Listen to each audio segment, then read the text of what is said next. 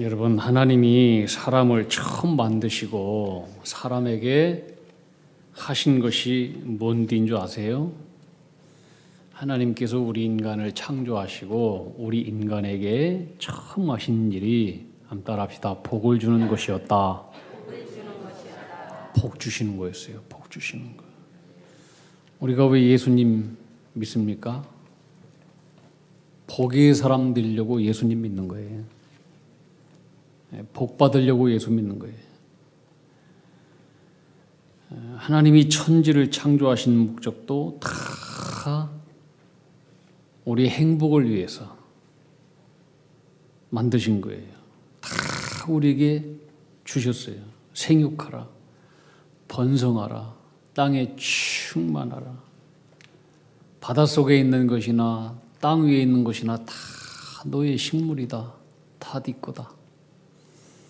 그리고 하나님은 특별히 에덴 동산을 만드시고 그곳에서 우리로 하여금 거하시게 하셨습니다. 인간을 향한 하나님의 본심은 축복입니다. 행복입니다. 에레미야 3장 33절에 보면 주께서 너를 고생케 하시고 곤곡케 하시는 것은 하나님의 본심이 아니다. 하나님을, 우리를 향한 나의 생각을 안다. 그것은 재앙이 아니다. 평안이다. 평안이다. 우리로 하여금 미래와 소망을 주시기 위한 것이다. 주님께서 말씀해 주셨습니다. 비록 인간이 그 이후에 하나님께 범죄함으로 에덴 동산에서 쫓겨났지만은 그럼에도 불구하고 그의 마음을 돌이켜 하나님 앞에 돌아오고 회개하고 주님을 경외하고 말씀에 순종하면 하나님은 언제나 우리를 긍휼히 여겨주시고 인자하심을 베푸사 복 주시는 것. 이것이 하나님의 본심인 것입니다.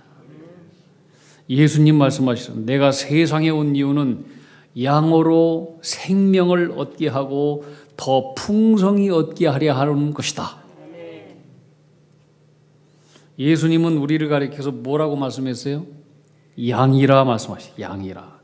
저는 참 이 말씀이 잘 몰랐어요. 왜 우리를 양이라고 했는지 잘 몰랐어요. 우리는 양하면 착하고 순하고 고집 없고 깨끗한 동물처럼 생각합니다. 근데 잘못하신 거예요. 성경에서의 양은 고집세고 무지하고 더럽고 불순종하는 것의 대명사가 바로 양입니다. 그래서 그런지 몰라도 우리가 양은 가축으로는 키우지만은 양을 애완동물로 키우는 사람은 난 지금까지 한 번도 못 봤어요. 여러분 보셨나요?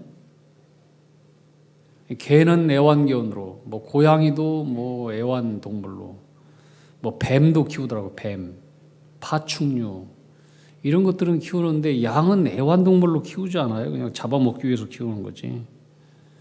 저는 평소에 예수님이 양을 안고 있는 목자상이라고 하는 그림을 참 좋아해요. 그래서 우리 교회 정문 대문도 목자상 그림 그렸잖아요. 김현 집사님이. 화단 위에 있는 것도 목자상이에요. 제가 좋아서 그것을 한 거예요. 그거 참 따뜻해 보여요. 그래서 예전에 제가 사막에 갔을 때에 유목민들, 베두인들이라고 하죠. 이분들이 키우는 양새끼가 너무나 귀여워서 나도 예수님처럼 양새끼 한번 하나 보고 사진 한 컷도 좀 남겨보아야 되겠다. 양새끼 안았어요. 저는 그때 알았어요. 양새끼를 안는 것은 절대로 아니구나. 제가 양새끼를 안아보고 난 이후에 성경이 왜 우리가 양이라고 하는 것과 예수님이 왜 목자가 되신다, 이 개념이 무엇인지를 그때 깊이 깨닫게 되었어요. 멀리서 보는 양과 가까이서 안아본 양은 완전히 다릅니다. 가까이에서 안아본 양은 그렇게 더러울 수가 없어요. 여러분 양 안아보셨어요? 더럽고 냄새나고 벌레들이 몸 안에 와글와글 거리고 양털은 깔아 뭉갠 배설물과 오물과 먼지로 가득하고 그것을 한 번 안아보고 난 이후로 이 양은 안아서는 안 되는구나. 털은 또 얼마나 많은지. 그거 한번 안고 나서 저는 제 옷에 묻은 털과 냄새와 먼지와 오물로 벗어야만 됐어요. 우리는 양이고 예수님이 우리의 목자 되신다라고 하는 이 말씀이 이게 정말 보통 의미가 있는 말씀이 아니구나. 그걸 알게 되었어요.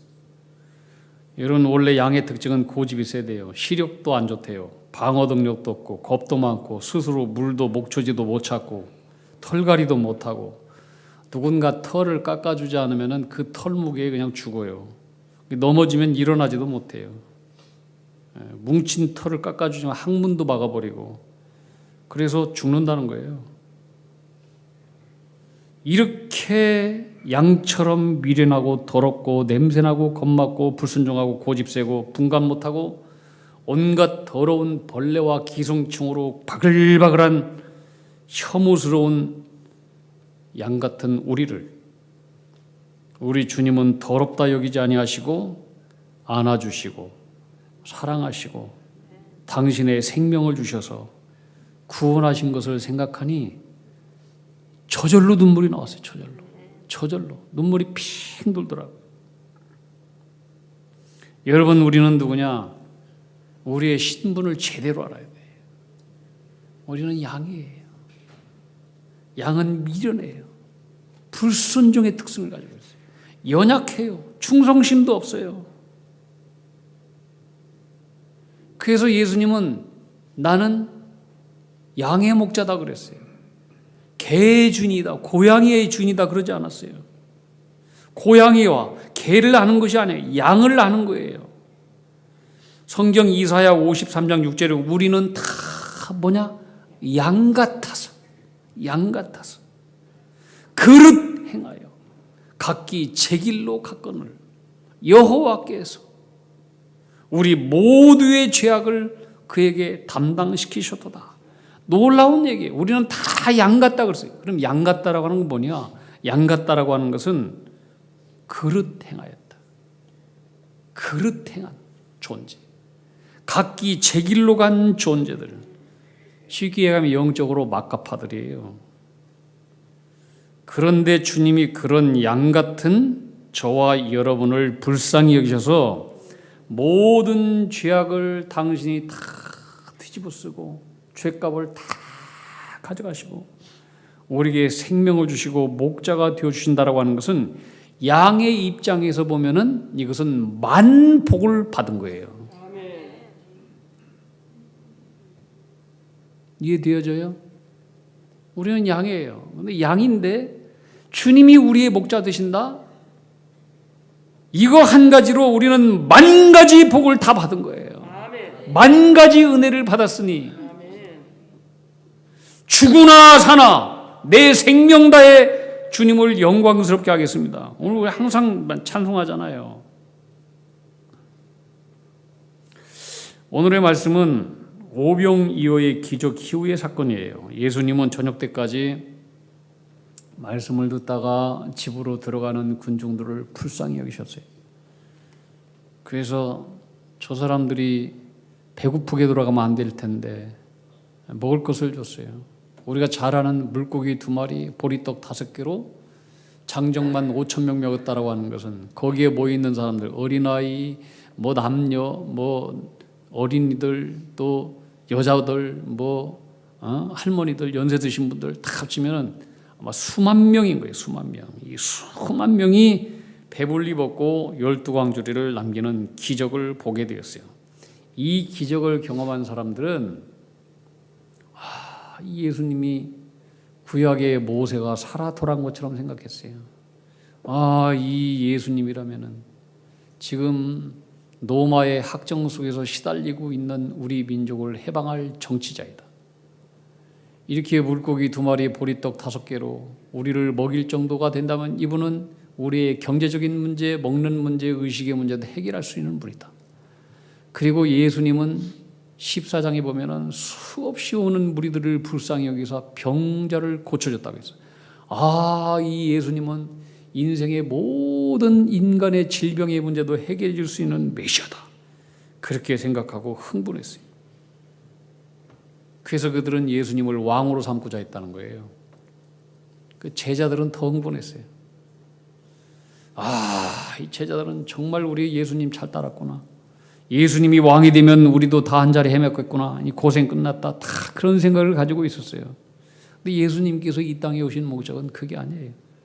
질병만 고치고 정치와 경제 문제, 육신의 문제만을 해결하러 오신 것이 아니라 죄로 인해서 영원히 죽을 수밖에 없는 인간들에게 영원히 죽지 않는 영생의 문제, 참 생명의 양식을 주시러 오신 거예요.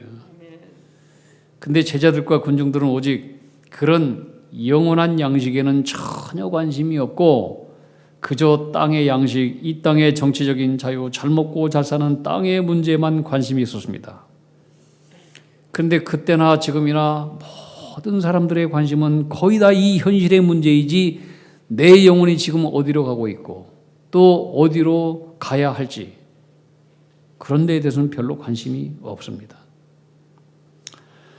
예수님은 정치적인 문제, 경제적인 문제, 무슨 육체적인 문제에 몰두되어 있는 이 군중들을 다 흩어버리셨습니다. 필요 없다는 거예요. 나는 그것을 위해서 온 것이 아니다. 그보다 주님은 군중들과 똑같은 그런 생각을 가지고 있었던 이 제자들이 중요하잖아요. 이 말씀의 중심은 제자들이에요. 군중들이 아니에요. 제자들을 오늘 20 몇 절입니까? 22절에 보면은 예수께서 즉시 제자들을 재촉하사 즉시 재촉하사 굉장히 급박하다는 거예요. 예수님께서 그 이들을 갈릴리 바다 반대편 옆에 있는 것도 아니에요. 쫙 반대편 가버나움으로 내쫓았듯이 가라고 명령을 해서 내보내버리셨다는 거예요. 주님이 오시는 목적은 그것이 아니기 때문에 제자들이 그런 생각을 조금이라도 가지는 것은 안 되기 때문에 빨리 즉시 내보냈다는 거예요. 그런 생각이 머릿속에 갇히지 않도록. 오늘의 말씀은 이 제자들이 자기들의 생각과 다른 이 주님의 말씀과 명령에 순종해서 갈릴리 바다를 갔다가 겪은 사건입니다. 사실 지금 이 순간 오병이어 기적의 사건, 수많은 군중들이 예수님을 왕으로 삼으려고 했던 것은 제자들이 그토록 기다렸던 꿈이 이루어지는 순간입니다. 그런데 이 순간을 포기하고 배 타고 반대편 가버나움으로 떠나라, 이 주님의 말씀과 명령은 제자들의 뜻을 거스리는 그런 말씀이었고 결코 순종하고 싶지 않은 그런 말씀이었습니다. 그런데 훌륭한 것은 이 제자들은 자기들의 생각과 거스리는 하나님의 말씀에 오늘 순종하기 위하여 배를 띄우고 노를 저어서 갈릴리 바다를 지금 가고 있습니다. 그런데 그들은 주님의 말씀에 순종하다가 큰 풍랑을 만났습니다. 풍랑을 만난 시간도 사경이라고 했습니다. 사경이라고 하는 것은 우리나라 시간으로 가장 어두운 새벽 3시, 4시 시간을 가리키고 있습니다. 풍랑이 얼마나 셌는지 제자들은 바다에서 잔뼈가 굵은 사람들이었지만 아무리 노를 저어도 배는 앞으로 나아갈 수가 없는 풍랑이었습니다. 이번 주 제가 교육을 받았어요. 소방 교육을 받았어요. 이틀 동안. 아침 9시부터 저녁 5시 30분까지 받았는데, 야, 이게 교육받는 게 정말 이게 고통이 따로 없더라고요. 예, 소방교육 여러분 들어보셨어요? 예, 하여튼 배운 것도 있지만은 근데 힘들었어요. 그 중에 무슨 헛짓을 할까 하다가 책을 하나 봤는데 그 책 내용이 뭐냐면은 책 이름이 모든 삶은 흐른다라고 하는 책이에요. 저 책에 프랑스 철학자 노랑스 드빌레르라고 하는 유명한 철학 교수가 쓴 책인데 한마디로 얘기하면은 인생을 배우려면 바다로 가라 이런 거예요. 바다로 가라. 인생이 바다를 많이 닮았다는 거예요. 바다는 겉으로 보면은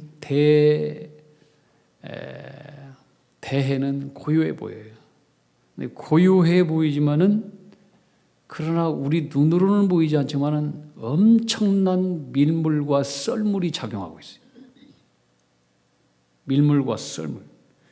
쉬지 않고 매일마다 매 순간 반복되고 있어요. 이 바닷속에는 무서운 암초도 있어요. 약육강식도 있어요. 배가 항해하다가 또 한 번 암초를 만난다, 아니면은 큰 빙하를 만난다, 빙하에 들렸다, 꼼짝달싹 못하는 거예요. 마찬가지로 우리 인생도 쉬지 않고 바다처럼 변하고 움직이는 바다와 같다는 거예요. 바닷물은 영원히 마르지도 않고 사라지도 않아요. 마찬가지로 우리 인생에도 칠흑처럼 어둡고 거친 파도 같은 이 시간들은 마르지도 않고 사라지도 않고 계속해서 우리 인생 가운데 파도와 풍랑은 불어닥친다는 거예요. 왜 파도가 생기냐? 왜 풍랑이 생기냐? 지구는 하나님께서 그렇게 만들어 놨어요. 중력작용에 의해서. 하루도 매일마다 지구는 자전하는 거예요. 또 달의 기울기에 따라서 항상 밀물과 썰물은 있어요. 그런데 이 밀물과 썰물을 통해서 지구가 깨끗해지고 바다가 깨끗해지고 정화되는 거예요. 우리 인생의 모든 삶도 하나님께서 그렇게 밀물과 썰물이라고 하는 이 작동을 통해서 우리를 정화시켜 나간다는 거예요. 놀라운 거예요. 놀라운 거예요. 철학자는 얘기해요. 폭풍과 파도가 지나가면 사라졌다고 안도하지만 무슨 소리?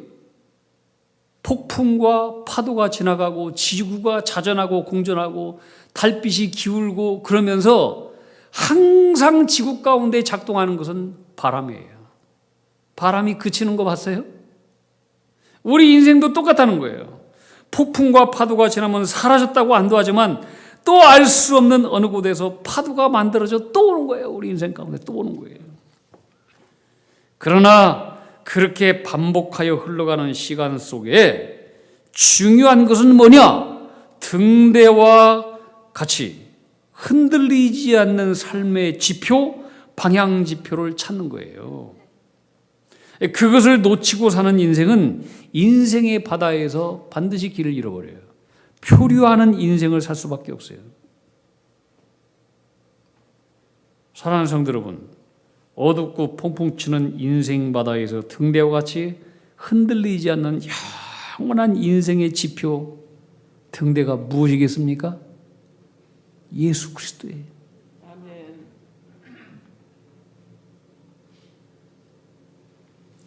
빛 되신 우리의 소망 되신 예수 그리스도. 아무리 캄캄한 밤일지라도 빛이신 주님을 바라보면 우리는 길을 잃지 않을 수 있습니다.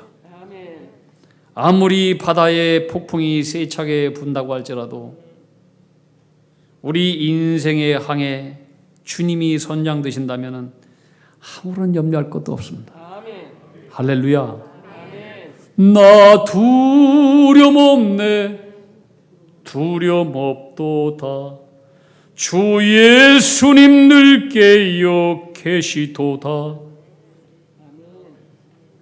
큰 물결이 설레는 어두운 바다, 저 등대의 불빛도 희미한데 이 풍랑에 배저 항해하는 이 작은 배의 사공은 누구라? 주님이라. 나라면은 걱정돼요. 근데 주님이 사공이라면은 걱정하지 마세요. 두려움 없는 거예요. 결국 소망의 나라에 이르게 될 줄로 믿습니다.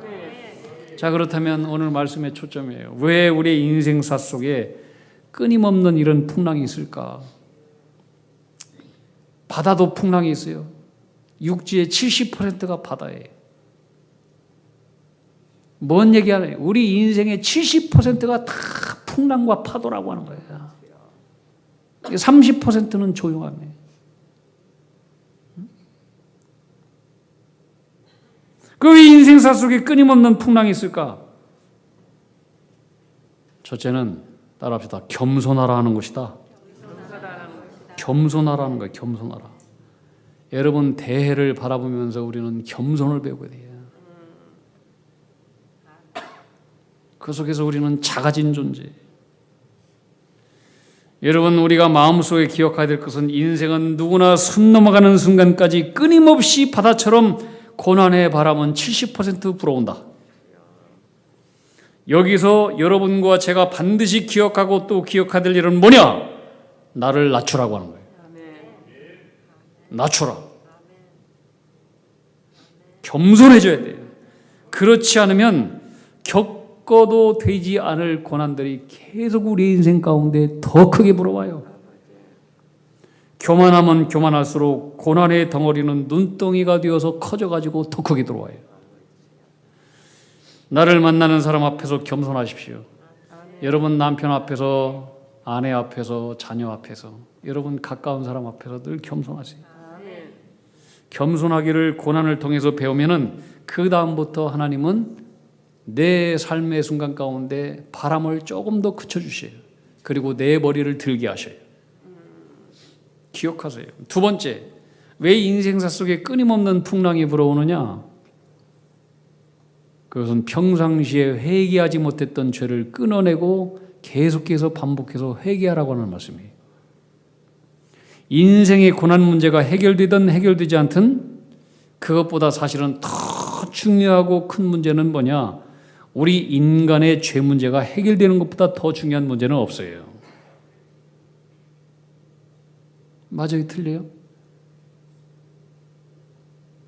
말씀을 잘 따라오셔야 돼요. 모든 인생의 풍랑은 나에게 있는 것이 아니라, 나에게 일어난 것이 아니라 나를 위해서 일어난 거예요. 그래서 인생의 고난과 풍랑을 대할 때 하나님께서 나에게 꼭 필요해서 나 바꾸려고 하시는 것이구나. 그렇게 생각하는 것이 바른 영적인 태도예요. 바다의 밀물, 썰물, 폭풍, 바람을 통해서 정화시켜 나가듯이 인생의 밀물과 썰물이 계속 반복되는 것은 평상시 오늘 회개하지 않은 거, 또 바람이 분다, 풍랑이 분다, 그럼 바로 또 돌이켜 회개하라는 거예요. 회개하라. 끊어버리라고 하는 거예요. 뭘 회개해야 되느냐? 첫 번째, 따라합시다. 입으로 지은 죄를 회개하라. 예수님은 입으로 들어가는 것이 사람을 더럽게 하는 것이 아니라 입에서 나오는 그것이 사람을 더럽게 한다 말씀했어요. 맞아요, 틀려요? 진리예요.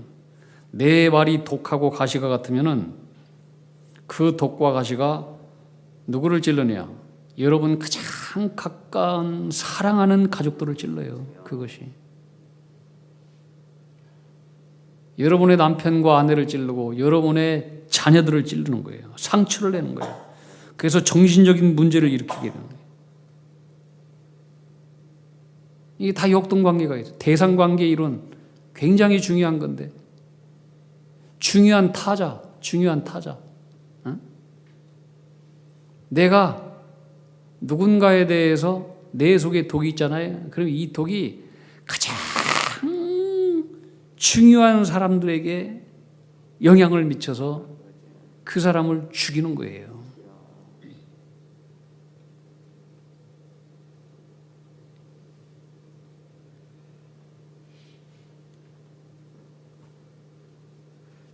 여러분, 내가 내 남편과 내 아내와 자식과 말할 때 내 언어가 교만해지지 않았나? 남의 입장을 배려하지 않고 내 중심으로 말하지 않았나? 내 언어 속에 사랑이 없는가? 가시가 있는가? 공격적인가? 이해심이 없는가? 상처가 없는가? 상처 있는 말로 했는가? 늘 이런 것들을 반추하면서 잘못한 것이 있으면 바꾸고 용서를 빌고 회개해야 돼요. 여러분이 평상시 말하는 것이 다시 여러분의 머리에 되돌아온다는 사실을 기억해야 돼요. 그리고 내가 찌른 독과 가시는 반드시 돌아와서 자기 자신도 찔른다는 사실을 알아야 돼요. 말이 변해야 돼요. 말이. 성경의 욥기서에 보면은 인생의 고난이 언제까지 오느냐? 내 말이 선해질 때까지, 내 말이 선해질 때까지 계속 고난은 온다라고 하는 거예요. 언제까지? 내 말이 선해질 때까지. 여러분, 하루를 반추할 때 제일 많이 반추해야 될 것, 제일 많이 돌아보고 회개해야 될 것은 우리의 말의 언어의 언어. 평소의 언어 습관을 잘 점검해서요. 삐딱하고 선을 긋는 태도 안 좋아요. 비판적인 거 안 좋아요. 고쳐야 돼. 빨리. 부정적인 언어 빨리 바꿔야 돼요. 빨리 바꿔야 돼요. 한번 따라 합시다. 일리가 있습니다. 누가 허튼 소리 해도 나하고 기분 나쁜 소리, 나하고 반대되는 소리 해도 일리가 있습니다. 다시 한번 일리가 있습니다. 그렇게 말하세요. 일리가 있습니다. 일리가 있군요. 또 따라합시다. 참 멋집니다. 참 좋은 생각입니다.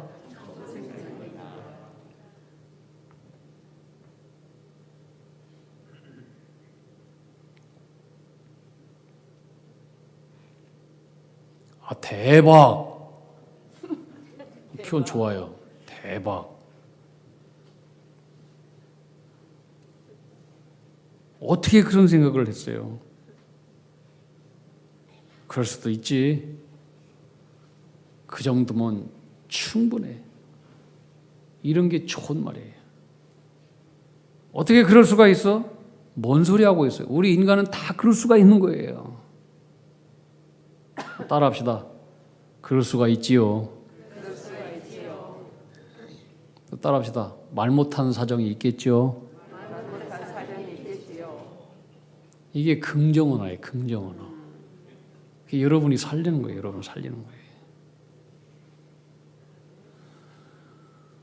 언어가 선하고 순하게 변하지 않으면은 그 인생의 운명은 땅에서 복을 받아도 고통이 많고 자꾸 자신의 인생을 괴롭힙니다.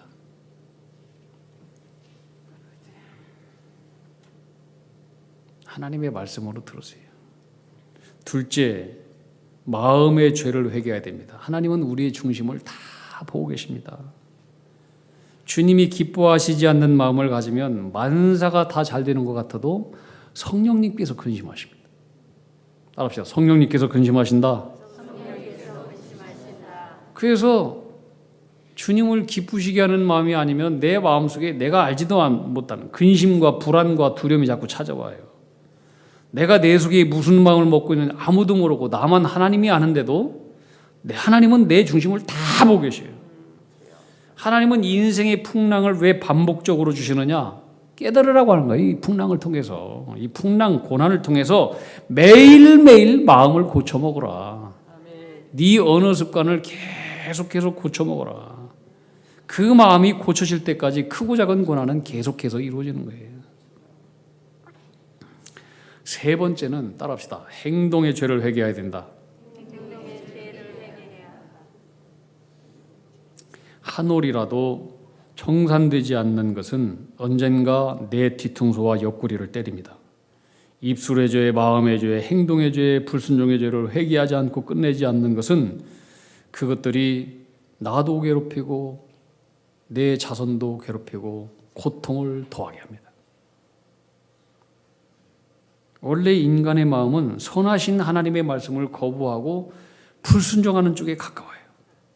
들어도 반성하지 못하고 고치지 못하고, 그러면 주님께서 우리에게 주시고자 하는 은혜와 능력은 나하고 별로 상관이 없어요. 여러분, 우리가 말씀도 듣고 성경도 읽고 봉사도 하고 기도도 하고 다 중요한데, 그것보다 더 근본적으로 중요한 것은 뭐냐면 우리 마음속에 주님의 명령에 순한 마음, 순종하는 마음, 이 마음이 불타야 돼요. 할렐루야. 아멘. 그렇게 기도하세요. 하나님, 내 속에 하나님 말씀에 순한 마음, 순종하는 마음, 이것이 불타게 해주시옵소서. 그래서 주님의 말씀대로 세월이 가면 갈수록 말이 아름답고 마음이 아름답고 삶이 계속해서 바뀌고, 점점 나이가 들수록 나의 모습 속에서 예수가 크게 보이고 예수가 나타나야 돼요. 그게 하나님이 영광 드리는 것이고, 그렇게 변화갈 때 우리의 인생의 풍랑도 점점 고요해지고 줄어들게 되는 거예요. 오늘 제자들은 순종하기 어려운 주님의 말씀에 순종하다가 풍랑 만났습니다. 포기할 수 있었어요. 포기하지 않았어요. 계속 주님의 말씀에 순종하면서 노를 저어가다가, 그리고 그들은 예수님을 만나게 되었습니다. 예수님 만나면 이렇게 이루어지는 거예요. 인생의 풍랑 속에 괴로워도 힘들어도 아무리 노를 저어도 앞으로 나아갈 수 없는 상황일지라도 이 말씀에 순종하기 참 괴롭고 힘들어도 포기하지 않고 순종하면서 계속 말씀의 노를 저어간다고 할지라도 한 발자국도 내가 말씀을 실천할 수 없고 어렵지만은, 그럼에도 불구하고 주님 말씀하셨으니 포기하지 않고 계속 저어갈 때, 그때 주님은 우리가 알지도 못하는 사이 속에서 우리를 구원하러 오시고 계셔요. 나도 모르는 사이에 주님께서 오셔요. 그리고 주님 오시자마자 풍랑은 끝나게 되는 거예요. 주님이 배에 이르자 풍랑은 끝났어요. 그리고 그들은 가고자 하는 목적지에 무사히 이르게 되었다는 거예요. 저와 여러분에게 이런 순종을 통해서 이런 은혜와 복을 다 누리게 되리는 영광스러운 주님의 자녀들이 다 되기를 주님의 이름으로 축복합니다. 우리 함께 같이 한번 찬양합시다. 432장 아까 불렀던 찬송인데 우리 2절만 찬양합시다.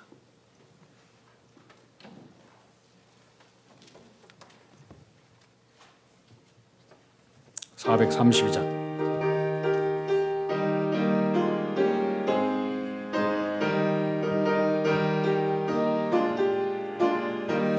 큰 풍랑이 이 배를 위협하며 저 깊은 물이 벌려 달려드나 이 바다에 놓쳐 항해하는 이 작은 배 사고는 주님이라.